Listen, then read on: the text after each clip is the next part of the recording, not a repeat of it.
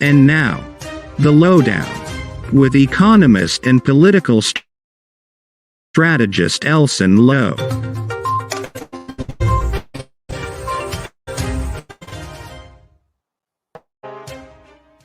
Good evening, and welcome to the Lowdown. It's always good to be here with you guys. Thank you for joining me now.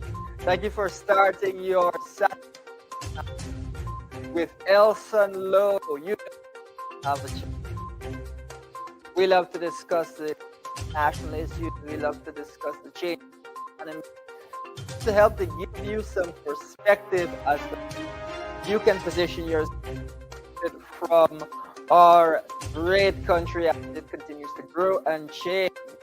Folks, we've got an engaging show for you tonight. We're going to cover a tale of two halves, because we've got on the one half extreme lack of resources being distributed. We've got poor governance, and on the other half, tremendous the economy, huge amounts of funds being realized, and we want to give you an idea of the scale of the difference between what we're getting and what we should expect, viewers. So it's going to be a program, a tale of two halves, different perspectives. We've got some actual international videos that have talked about Guyana's growth and Guyana's change. So we're going to actually give you a sense of what some international are. You don't have to take my word for it. You're going to look at what people are saying internationally, and that will give you a sense of what is going on in the country. So we've got that. That's one thing that we're going to show you. We're also going to point to what's been going on with our Natural Resources Fund, our sovereign, where we've got all those dollars stored, folks, where we've got all those dollars stored. So we're going to give you some perspective as to what's going on there. You know that Guyana is producing oil, is producing a tremendous amount. We're going to talk a little bit about that. But also, we've been laid quite substantial amounts in our sovereign. So we're going to talk a bit about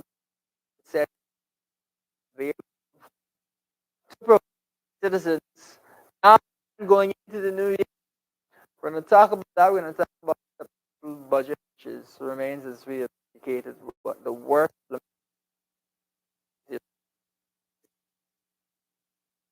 going to talk a bit tonight's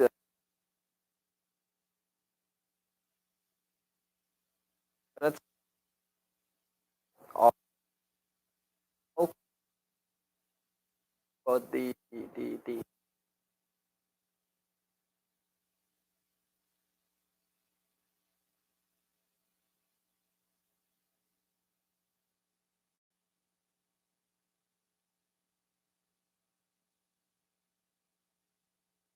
know that sometimes this could be a bit technical.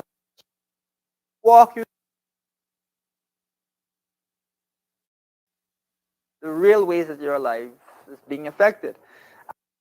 The key in all of this is you've got to understand that oil is having a major impact on our economy, major impact on the government budget. And we want you to understand oil the way we understand bauxite, the way we understand sugar, the way we understand rice. Why? Because that is the future that we're faced with. And this is how we're going to move our country forward. And what's going on, then we'll be shortchanged or we'll lose out and not even know that we've lost out. So, folks, we're gonna look into it. We're gonna give you various areas of it. But first, as I mentioned, it's a tale of two halves. So we wanna give you a video that should give you some sense of the quality of the governance in Guyana. And it's a simple thing like water coming from the tap. Operator, if we could get that video up of the water running from the tap, let's give our viewers a look.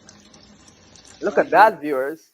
Coming right from the tap. Look at the color of that water. Is it water? Is it liquid mud? Let's get it one time so that they can see it there.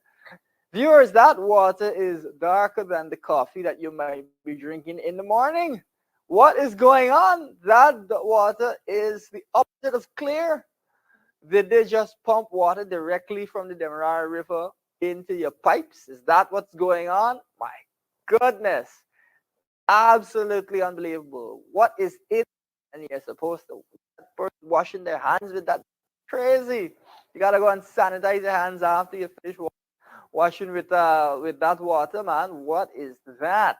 But folks, that is water from the tap, and it's something that I have seen for myself. So you don't have to say, "Oh, viewer reported this stuff." This is what I've seen for myself.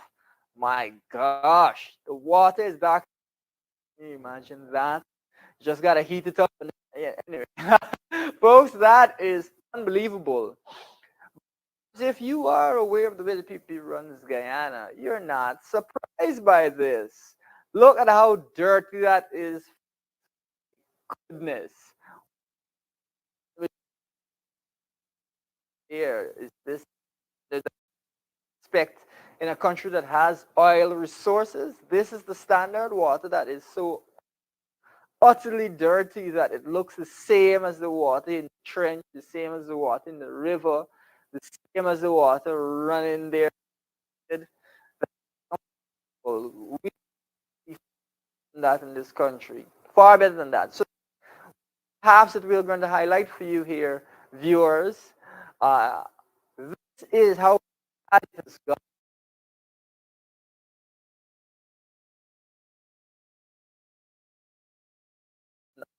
You're seeing it's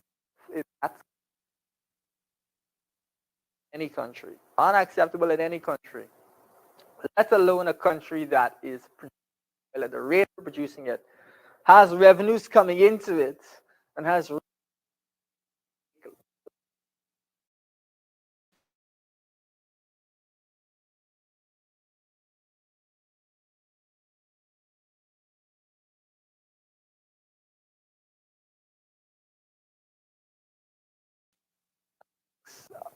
I would say that it looks like the water coming right out of the trench. Oh my gosh.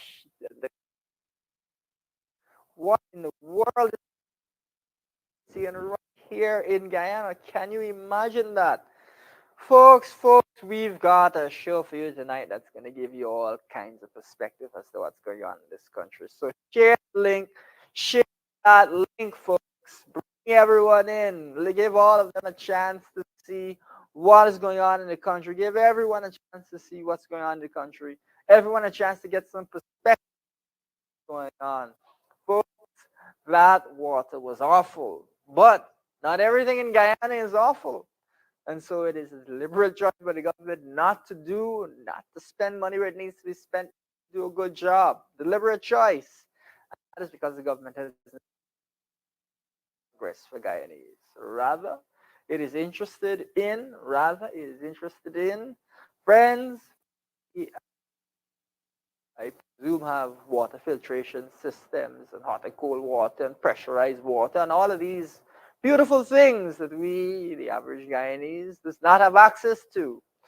Uh, so that is, I think, very disturbing. Share the link. Let's bring a chance to see this show. It's going to be one heck of a show. We're going to talk about oil. We're going to talk about what we should be expecting versus what we think it is for the average Guyanese. And I go over all of that, folks. Share the link. Let's bring everyone in. We want to play a short video for you now. We lean into the show as we get going. As we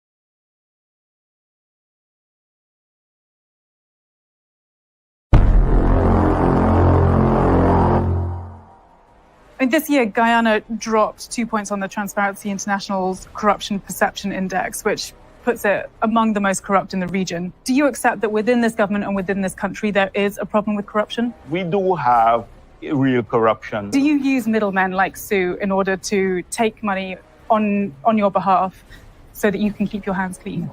Oh, so I can't comment on that.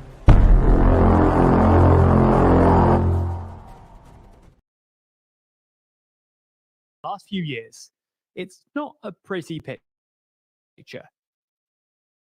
Thanks to the pandemic, many countries, including the EU, have grown are usually only a couple of percentage points above their pre-pandemic GDP. However, one country has seen its GDP nearly triple over the past 3 years, making it by far and away the fastest growing economy in the world.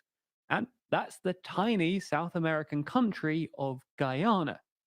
So in this video, we're going to be looking at why Guyana is growing so quickly. Hint, it's a lot to do with oil. Whether it can sustain this level of growth and some of the geopolitical implications of this change.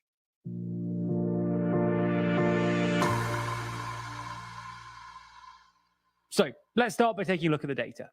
As we mentioned in the intro, global growth has had a rough few years. According to IMF data, in the last 3 years, so 2020, 2021, and 2022, the world economy has grown by a total of 6.1%, which means an annual growth of just under 2%, which is well below the historical average of about 3.5%. And the vast majority of countries are actually seeing far worse growth than they were pre-pandemic. However, one country has bucked the trend, and that's Guyana, which has apparently seen a GDP growth of 180% in the past 3 years. Yep, you heard that right, 180%. That's 150% higher and 8 times the growth of second place Ireland. And it also means that Guyana's GDP has nearly tripled in the past 3 years. For those of you who don't know, Guyana is a tiny country in the northeast of South America, sandwiched between Venezuela and Suriname. Currently, it has a population of about 800. There you go, folks. So you've got it. Some perspective as to Guyana's growth there. We don't need the video to tell you where Guyana is and who our neighbors are. We trust that you're well aware of that. But there's a couple of things that we want to point out. Is that this has been a period in which internationally countries have not been growing. Growth has been slow. We've seen countries actually contract their GDP, the size of the economy, the income, and so on contract. It's been a difficult period all over the world. Very difficult for so many people across the world. But we here in Guyana have been fortunate in that we have actually seen quite a lot of progress because of the growing of the oil industry, because of the oil industry coming on stream, which is something, of course, the coalition did a lot to help with in the preparation for that oil industry.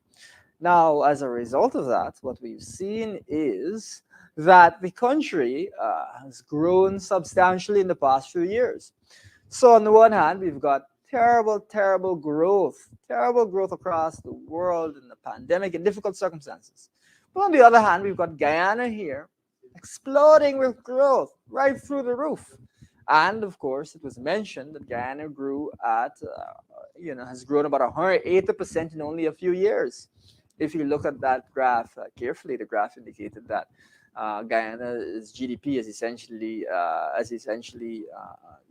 quadrupled in a short period of time. In a relatively short period of time, it's tripled. But if you go a little further back, you'll see it's quadrupled. Now, what does that mean? What does that mean for you, the fact that the country is growing? Now, what it means is that there's much more income that's going to be coming into the country now and in the future. This income is concentrated in the government's coffers with oil. That's where it's concentrated. That's where the money really is being concentrated, in the government coffers with oil. And so while other industries may grow, like gold industry and so on, while other industries may be progressing and so on. And some of them have actually declined, like the sugar industry has substantially declined under the PUP. We actually saw a huge fall in sugar, where they missed their estimates by something like 70% in the first half of the year, underperformed by like 70%. So that gives you some perspective. They've seen contractions there, but oil has been performing well.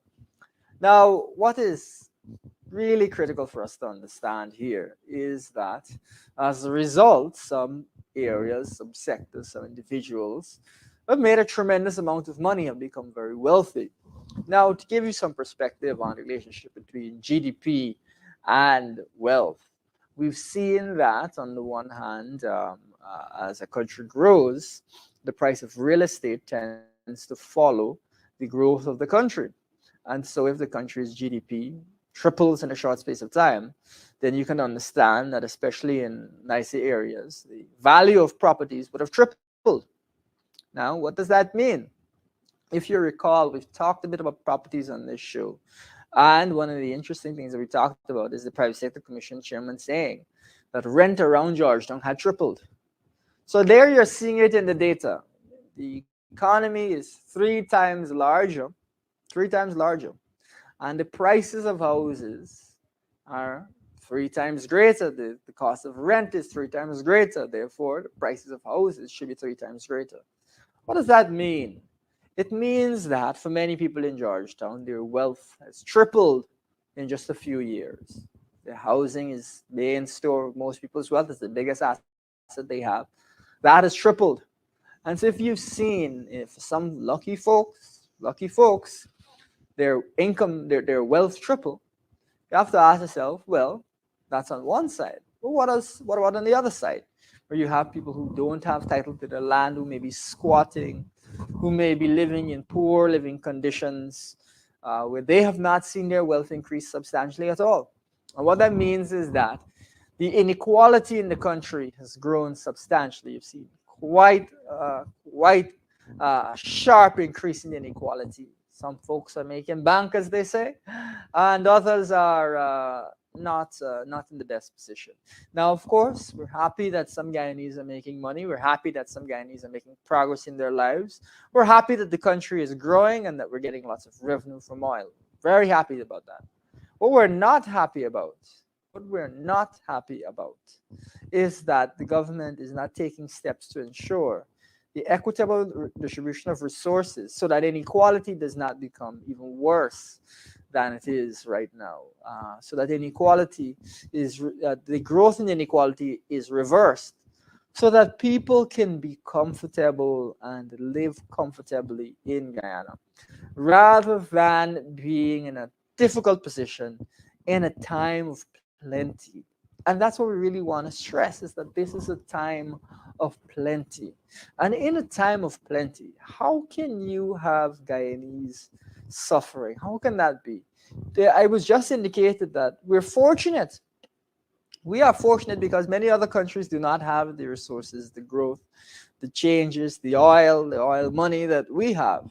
Many countries do not have that. And yet, Guyanese are in this difficult position. And yet they're in this difficult position. So actually, if we're gonna pull up as we go along, I'm gonna tell you about quickly about an event that's coming up, and then we're gonna continue the discussion. So we could get the first slide up there, and then we'll keep rolling. So first thing I want to point out to you is that as we roll on with the program here, there's going to be a green lime. Fed up edition. Why are they fed up? Fed up because people are not getting what they are supposed to be getting. People are punishing during a time of plenty. So there's going to be a fed up lime, green lime, at Congress Place here on the 26th of December. So we're welcoming you to come, hang out, share your frustrations, have a drink, let off some steam. It's being hosted by the Guyana Youth and Student Movement. So it's a green lime, folks. Looking forward to seeing you there. So that's something you should encourage your friends, family to come out, and we can have a chat about how annoyed we are that this year has been such a disappointment. Let's get the next slide going as we continue to roll on with the discussion. Now, folks, as much as we're talking about all this growth, all this prosperity in some sectors, someone here is reporting that their container was stolen. Of course, we would hope that they could get their container back. But my, what a large container to be stolen. That's tough. And I guess it speaks to the level of desperation in the society that people are willing to steal a whole container that is used as a kind of a shop there. A whole container people are going with. So if anyone has any information about this container, we hope that they can provide assistance to the people that the container was stolen from. But my goodness, can you imagine? These thieves are so desperate that they've stolen an entire container. Of course, we don't want to excuse anyone who's going to be stealing from anyone else. But it does give you kind of a sign of how crazy things are, that people are going to these lengths, these lengths to steal entire containers, large large items. That's the extent of how desperate the situation is. And we've actually seen in the past few days, I think more than one report of security guards being robbed right after they've been paid. Security guards being robbed. So just imagine, if the security guards are being robbed, then what about you, the average citizen? What about you? There was a report of some money changers being robbed and shot as well recently. So that's what you're seeing, is as we again carry this theme forward of two halves of great contrast. You're seeing lots of theft in the country in various areas, and we can move on from that slide there. So yeah, if we continue the discussion, we can remove the slide.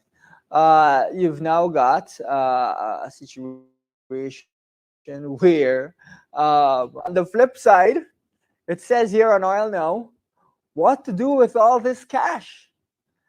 Guyana's Natural Resources Fund, held at the New York Federal Reserve Bank, soared. The amount of money in that fund soared to almost 1.4 billion US at the end of November 2022. Soared through the roof, folks. Through the roof. 1.4 billion US. Us, as they say. 1.4 billion us. Folks, that should be cause for celebration, as the headline says. What to do with all this cash money? Folks, we are seeing security guards being robbed. The security guards being robbed, much less you on the ground. We are seeing money changers being robbed. Let's bring back up that previous slide, folks. The previous slide, yes. An entire container gone. Now they're forced to offer a reward for this container, folks. Can you imagine? We really feel for these people. This is difficult. And in the midst of all of this nonsense, where people are being shot and people are being robbed, both of their property and of their money, their lives put in danger. Let's go back to that slide, folks. Let's go back to that slide. There you go. What to do with all this cash? This is the real contrast, the real sadness that we're faced with in Guyana. This is the real sadness. The U.S. Federal Reserve, you may have seen it in movies. That is a building that hosts huge stores of cash and gold and things like that. We've got our monies there, and they're earning interest. They're sitting in that Federal Reserve. They're earning interest. We've got our money sitting there. And as that money sits there in the Fed, that 1.4 billion, question is what to do with all this cash. Folks, we have seen the government spend $645 billion this year. Massive amounts have been spent. But have we seen the kind of progress that we'd like to see? Have we seen the kind of progress that we expect to see in this country? Or have we seen just the opposite? Just the opposite. Let's go to the next slide as we progress. So we've got a 4.8 billion supplementary budget approved. That was back in August. And then we saw another $44 billion budget approved. Folks, do you find it to be interesting that both budgets are around about $44 billion? Doesn't it seem to you that supplementals, which are supposed to be due to emergencies and unexpected expenses and so on, doesn't it seem to you like the government has deliberately decided that they're going to do 2 supplementals. Early in the year, they decided this. That this is not really anything emergency that the government is putting forward, not really anything emergency, but rather the government all along knew that it was going to do 2 supplementals. Maybe the government wanted to spend 88 or 89 billion, and they were like, let's split this thing in 2. Let's chop this in 2 and see how that goes. Is that what the government was doing? Is that what's been going on here? The government has made a deliberate choice that it's going to spend 88 billion, and instead of responding to emergencies and so on and having the budget be determined by the level of emergency. If you have a small emergency, you have a small budget. If you have a big emergency, you have a big budget. They have decided before the fact what budget they're going to put forward. Almost 90 billion between these 2 budgets. Quarter 4 and another quarter 4. Goodness, folks. Massive budgets. And what's in these budgets, you may ask? Is it cost of living relief? Is it another pay hike for public servants? Is it money to help with lowering the price of gas? Is it free electricity and free water, as we have suggested, for lower-income people? Folks, none of that in this budget. All that has really been in the budget is a stabilization of GPL's cost, of electricity costs, which is one thing. Much less than we are calling for, which is where we're calling for it to be removed from low-income people. Not just stabilizing the cost of electricity, but removing that from low-income people. And when it comes to the GWI, removing that again from low-income people to help them to survive this cost of living crisis, but also as an anti-poverty measure. We're going to take various anti-poverty measures as part of our people-centered approach, where we want to ensure every Guyanese is able to benefit from the growth in the economy. Every Guyanese is able to benefit from the progress being made. Those are the things that we consider to be interesting, that we consider to be what the government should be focused on, that we consider to be at the heart of governance in Guyana.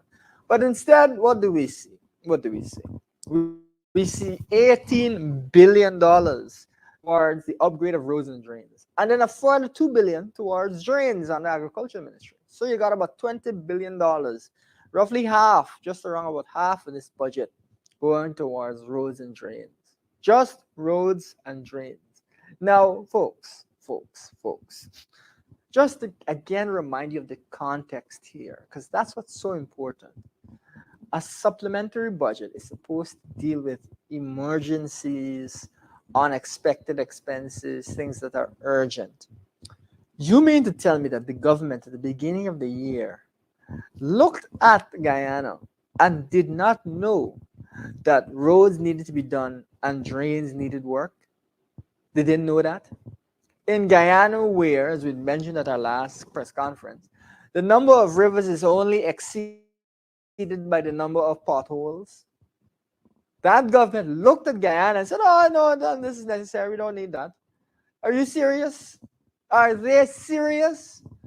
Folks, this budget is the worst, not just because it doesn't include any cost of living measures, but because it does not address the real issues of the day in a substantial way.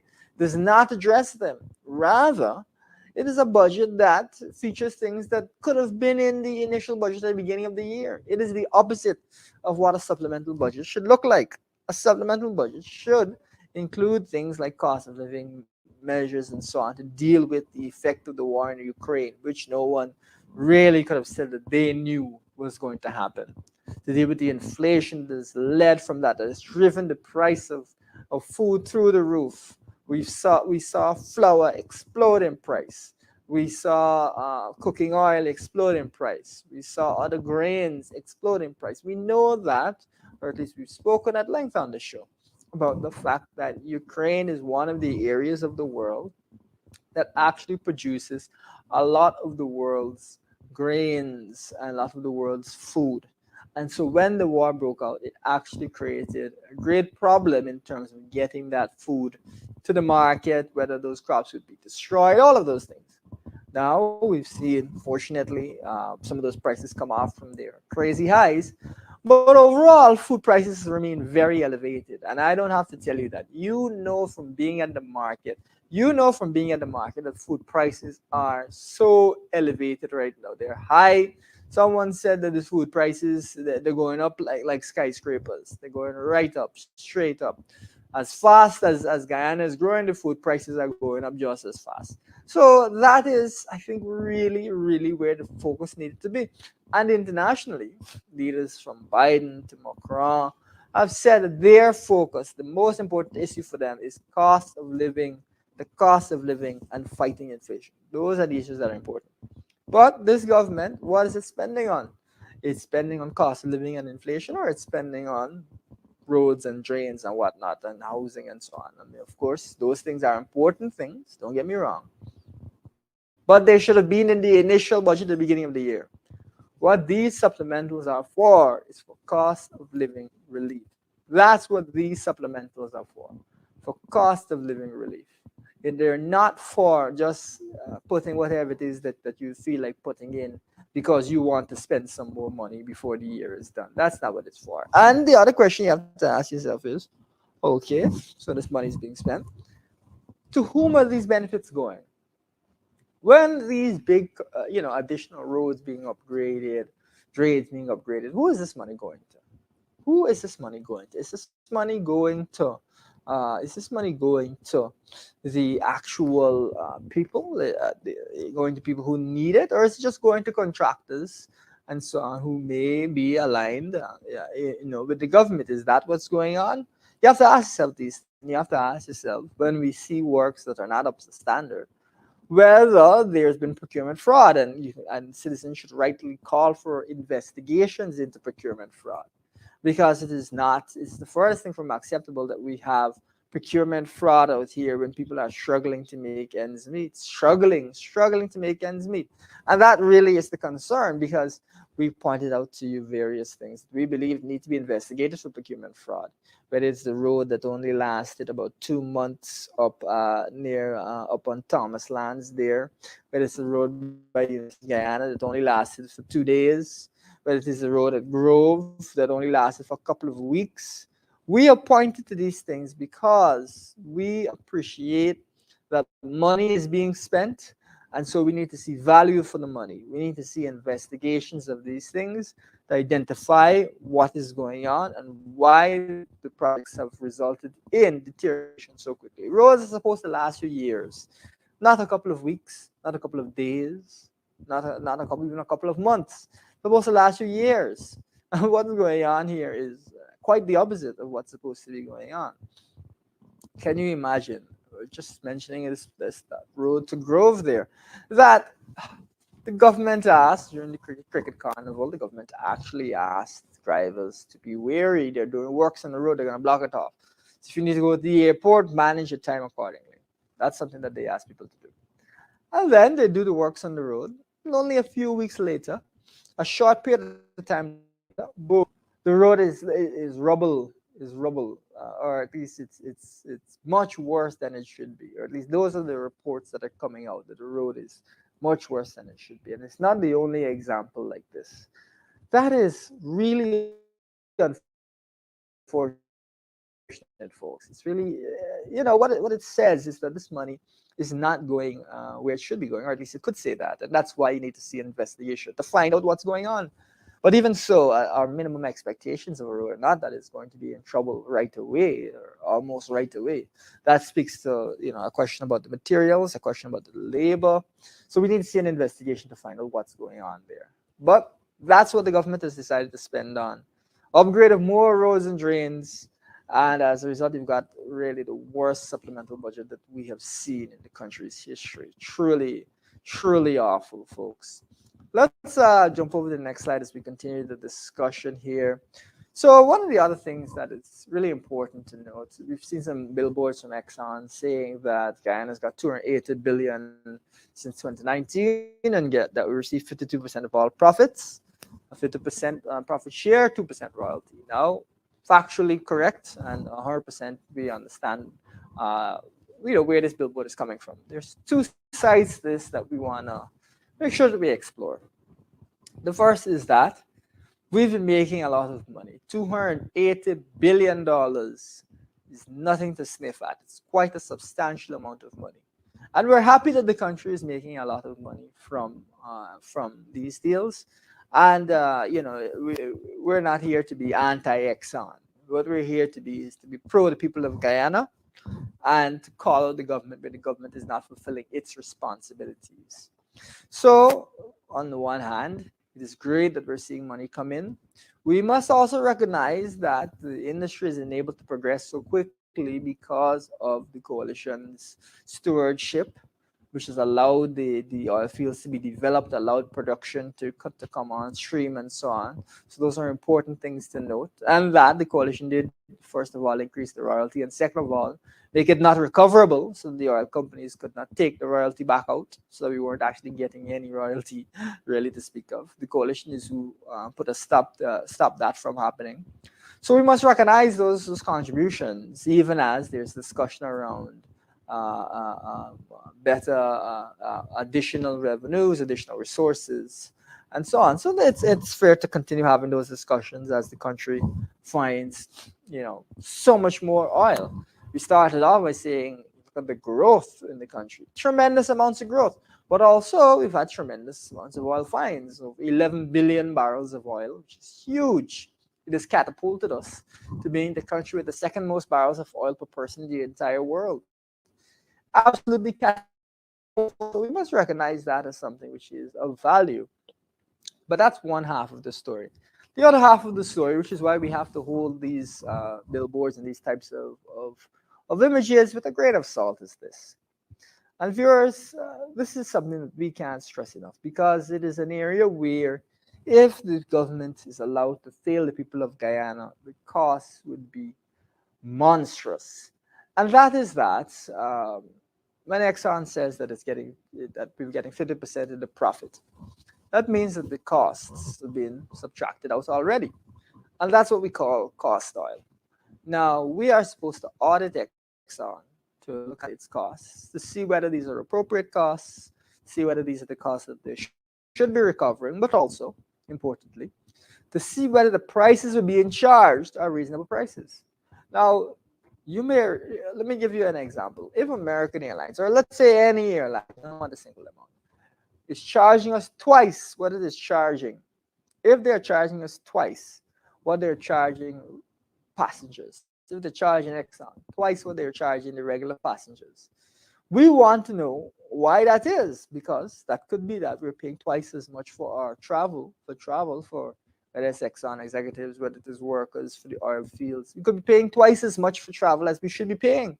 That could easily be happening. And if that's the case, we need to know that that's the case so that we can go to Exxon and say that this is not acceptable and these costs will... And one day I'll cross.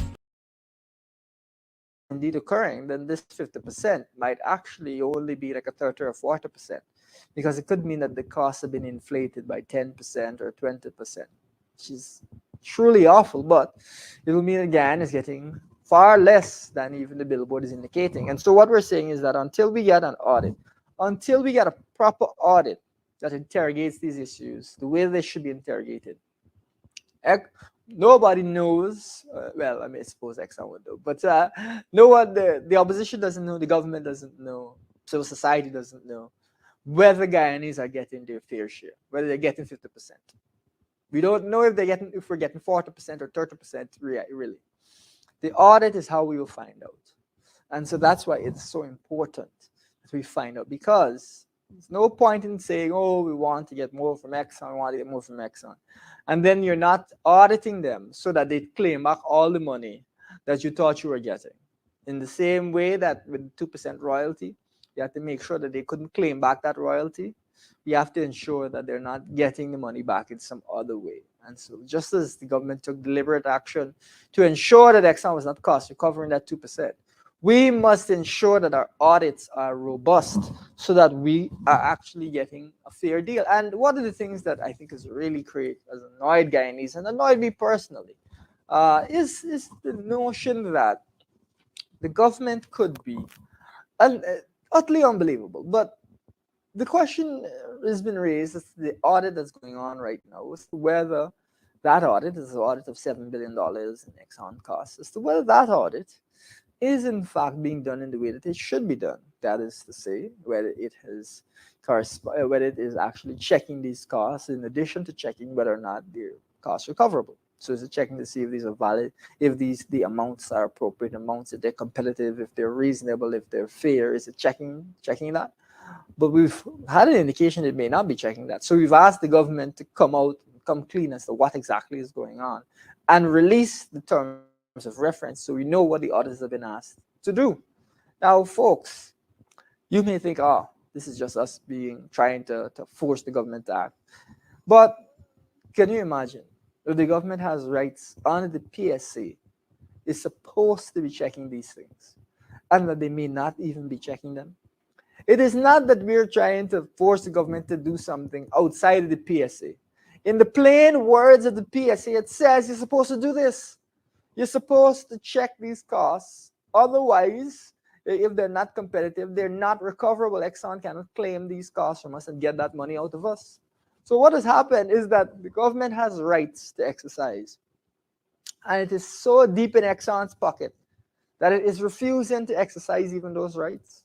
That's the question that we're asking here, because it looks, at least right now, that the audit is not exercising the government's rights, is not actually touching the areas it should be touching.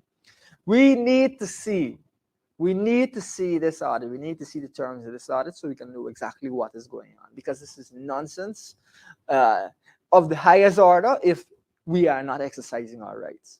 But you may say, oh, well, no, sounding the alarms could never be. Folks, in the permits for the various FPSOs, for the various developments, in those permits it says we have to have insurance in case there's an oil spill. The government has not been forcing Exxon to get insurance, the appropriate insurance. So the government has rights that it has refused to exercise. So this would not be the first time. It would not be the first time the government is engaging in that kind of a practice. We cannot allow them to do this. We cannot allow them to do this. If they are allowed to carry on in this way, then we will lose hundreds of millions. As many as $700 million may be lost in this particular audit, and we're going to have many audits over the years. We could lose that 10 times. We could lose that, which would be 7 billion US easily we could use from this type of nonsense. This is correctly, because even if you get a better deal, you're still gonna end up with less money. Unbelievable, and that the government could have these rights and choose not to exercise them is, if it is the case, because we need to see what exactly they're telling these auditors. A great dereliction of duty. That would be truly awful. I haven't been disgusted by something the way that I'm disgusted by this in a long time. It's like when you see something very ugly, you scrub your face like, terrible. What? And that's what's going on here. That is not what we want to see. You cannot be in such a position where you have legitimate rights and you're not exercising those rights because whether it's corruption or what it is. But we need to find out what's going on so that we know whether the government is really misusing its powers and abusing its powers. We need to find out what's going on so that we can really assess this, because we don't want it to be that an audit is produced and the audit is not appropriate. Any audit that is produced must be satisfactory, must fulfill the plain words of the PSA, and must provide Guyanese with what it is that they need in order to feel comfortable with these transactions. Otherwise, the money could be gone from underneath us without us even really realizing it. Absolutely awful. Folks, let's continue on. Let's get the next slide up as we continue the conversation around oil.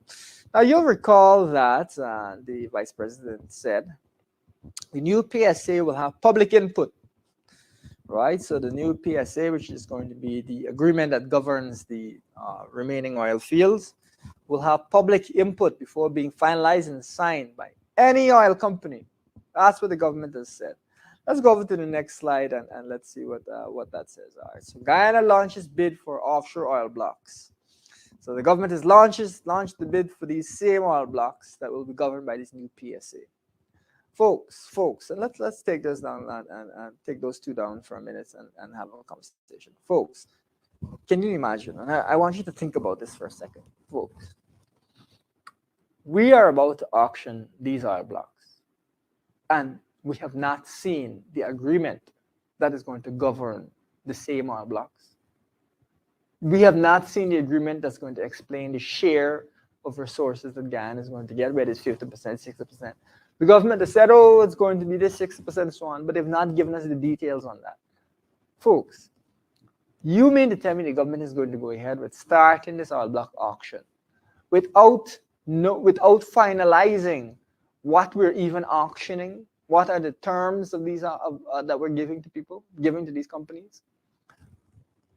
So what kind of a cowboy auction is this that the government is doing? What is going on? You're offering off a product and you don't know what the product is. I mean, you wonder to yourself, shouldn't we finalize the terms of our PSA, then open the auction after we finalize that? Why are we doing that at the same time as the auction? What is going on? That's crazy. What we should be doing, what the government should be doing, is it should hold the public consultations, and in the course of those public consultations, come to a final document. And once it has come to that final document, then say, all right, this is our document. This is the way that we want to approach this. This is what we're going to do. Now let us begin our auction. That is what the government should do. So that's the first thing that is concerning about this. But let's bring that back up. Let's bring that back up. The last slide back up. All right. So we launched this bid for offshore oil blocks. Now, we have said repeatedly, the government needs to release specific information like what are the criteria that will be used to judge the award of the oil blocks. You're launching a bid for these oil blocks, but you haven't told the country how you're going to award the actual oil blocks. So is it going to be to your friend? Is it going to be to the highest bidder? Is it going to be to the most qualified company? Is it going to be to the largest company? Is it going to be based on a scoring system that combines different factors? That information needs to be made public. We've had problems before in this country with the award of oil blocks. That information needs to be made public. What are the terms? Is it going to be that Western companies are given preference? Is it going to be that non-Western companies are given preference? Is it going to be that oil majors like Exxon or Chevron are given preference? Is it not? This needs to be released and ventilated in a consultation process with the public so that we have an idea of what is going on, why we're doing what we're doing, and confidence that it is the best thing that we're doing, that our measures are the best measures, our approach is the best approach, and we've been thoughtful about what we're engaging in as a country. That's how this is supposed to work. It's not supposed to be that you open an auction and nobody knows what really is going on, what are the terms, what are the ideas behind it, what's going to happen, who's going to be picked, why they're going to be picked, how they're going to be picked, what the process is going to be. This is chaos. This is chaos. We need to have that information released. Now let's go to the previous slide. Let's go to the previous slide because it's the same trend that continues. Okay, so new PSA will have public input. Folks, we have been demanding that this PSA be released. We in the opposition have been demanding that this PSA be released for months because it needs to be subject to public input. Now, this is December 4th. You see that headline, December 4th. That's when the government is going to come out and say, all right, well, there'll be public input to the PSA. Not specifying when or how or what's going on, but just say, oh, well, there's going to be public input. Folks, this is just to give you a headache, isn't it? It's just to give you a headache. You are talking about the contract that will govern what share of the oil Guyana gets. What share of the oil?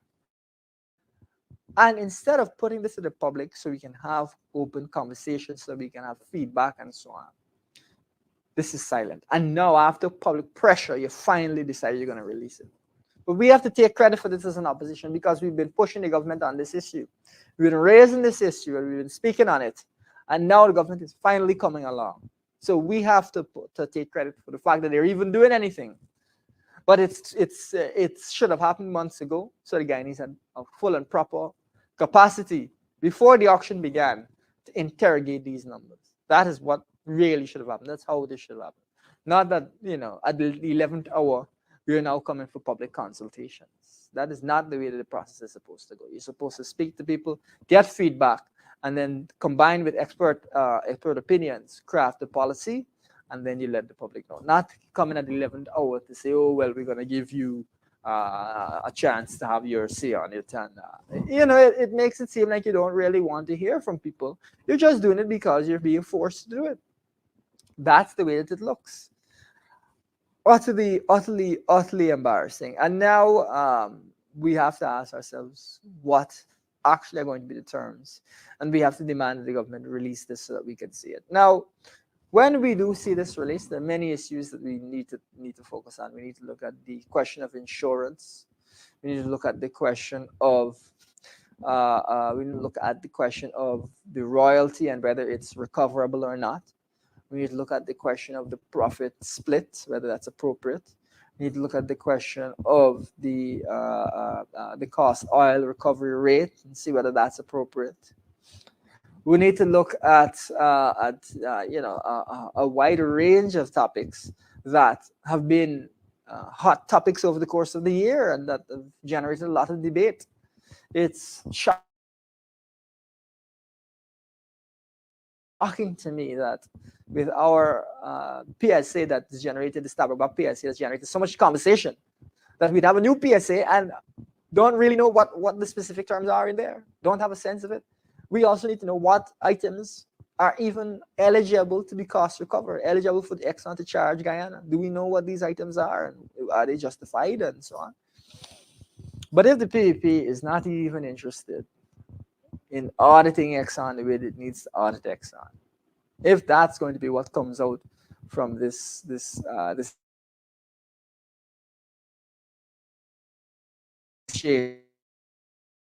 then you can imagine that the PSC, you don't know what fresh horror will be unleashed. And that's the thing about it. I think the fact the government has kept this so secret must really concern the average Guyanese. I think it is reason to be concerned across Guyana because it is not a good sign. Secrecy is not a good sign. There's a believe it or not, prophet that says democracy dies in darkness. I think Transparency International, that's their motto: democracy dies in darkness. We need to see transparency. We need to see what is in here. It shouldn't be that we have to force them to release it. That's the first thing. But the second thing is, even after saying this, they still not released it. Not acceptable. Not acceptable. At least this is not the direction the country should be going. So those are some of the key issues that we face that are another thing that I'd like to bring to your attention as we kind of wind things down, as we wind our discussions down, is this question of the oil price and what we should expect for next year. Now, we of course saw that the oil price cap, which we were worried about, where additional sanctions were going to kick in for Russia, and where Russia had said that they would cut back in production. We saw that conflict come over the last weekend, where we saw that the sanction cap was set at $60 a barrel, which is much higher than it was first thought. It was thought that it would be set around $40 a barrel. That means that Russia don't be able to sell its oil at $40 a barrel, which would have effectively cut out much of the profit for Russia and made it difficult for them to continue the war in Ukraine. So that was where what people were considering, and the downside of that was also being considered is whether it would cause the Russians to cut production, and in cutting production, send the oil price through the roof, send inflation through the roof. But also Guyana would benefit hugely from additional revenues. What has happened is that it has been decided the oil price cap will be at $60 a barrel, which is roughly what the Russians were selling their oil for. Therefore, we should see oil prices stabilize in a more reasonable range in the next year, barring any unexpected events and so on. And so hopefully we'll see inflation come down and so on. Now, I don't know that will happen. We'll have to wait and see, but that is a possibility if oil prices increase. Of course, if the government spends aggressively and doesn't spend well, they can also provoke inflation themselves. So that's what we're going to have to wait to see next year. That will tell us, I think, quite a lot about the government spending. So that is something that we want to keep in mind here. The Ukrainians have called for Russia to only be able to sell their oil at half of the price. So they've called for Russia to only be able to sell their oil at roughly $30 a barrel, so half of the price of the six panned out. Europe, of course, is facing very severe economic pain. The UK is facing very severe economic pain. And the war in Ukraine has hurt so many people in so many ways. And it really is a sad state of affairs. And we hope that can be resolved in the near future so that there can be some return to normalcy for the lives of people in Ukraine, but also across the world. Because, of course, we know that food prices have been affected by this war. So that's something to keep in mind. As we head into the new year, we have a perspective as to how things will shake out. We've been talking about this for some time, and now we've got a sense of how it panned out and the direction things are going, which is, I think useful. Crisis averted, so to speak. But at the same time, we will still see a relatively high oil price. I think around about $70 a barrel at least. Folks, if our operator can just bring back up the slides. There's a slide there with the green line. If we can just get that back up. Yeah, there we go. That'd be perfect. Let's just throw that back up so our viewers could get a sense of it once more. We of course are inviting you to come out on the 26th. Come out on the 26th for a green lime. Folks, it's the first time we've seen a green lime back since there's been COVID. We completely understand that we had to pack up this event because of the pandemic. But now that things are progressing, it's going to be good to see another green lime on the 26th at Congress Place, Sophia, folks. On the 26th at Congress Place, Sophia, a green lime. And the theme of this green lime is fed up. So if you're fed up with the way the country is being run, if you're fed up not getting any of this oil money, if you're fed up with the high cost of living, come out on the 26th, folks. Come out and have a good time with us here in Congress Place. We are looking forward to hanging with you at the Green Lime. It's going to be hosted by GYSM, so let's try and support them, support our youngsters, myself included, of course, as we try to encourage young people to be engaged with politics, to look at the issues and judge them critically, and to ask themselves what the future holds for them, because really those are the questions that that's really critical right now. When you see a government spending the way that it's been spending, or not spending the way that it's been not spending, you have to ask yourself whether you too should be fed up. So, folks, we invite you to come out and have a good time with us here at Congress Place for the Green Lime. It's going to be on the 26th, Fed Up edition. If you are fed up, come out and enjoy a Green Lime. Get something to drink. Relieve some stress. These are stressful times, so come out for the green lime there. All right, well, I want to bring this show to a close now. We can just move that. So thank you very much for tuning in to the Lowdown. We always try to bring you the facts here. We always try to give you insight, try to help you to understand what's going on in the economy, what's going on with oil and gas, how things are changing. And we once again will thank you so much for joining us here on the Lowdown, and we'll look forward to speaking with you again on the next edition. And you have a good night.